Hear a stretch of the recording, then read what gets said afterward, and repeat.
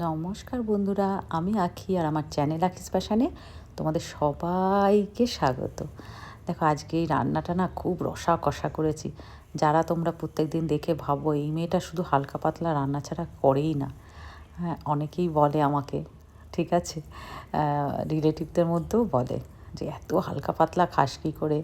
যাই হোক, দেখো আজকে কীরকম কষা রসা করছি তাদের জন্য।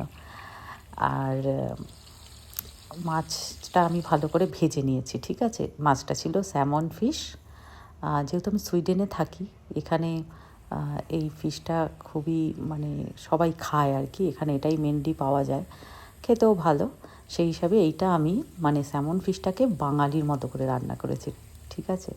মাস্টার অয়েলে মাছ ভালো করে ভেজে নিয়ে তার মধ্যে তোমার যে মশলাটা দিয়েছি সেটা হলো আদা রসুন পেঁয়াজ, শুকনো লঙ্কার গুঁড়ো, জিরের গুঁড়ো, নুন, হলুদ আর টমেটো সব কিছু পেস্ট করে দিয়ে দিয়েছি।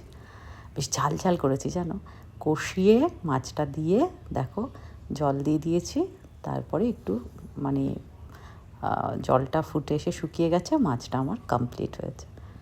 এইবার বলবে আমি রিচ রান্না করতে পারি কি না।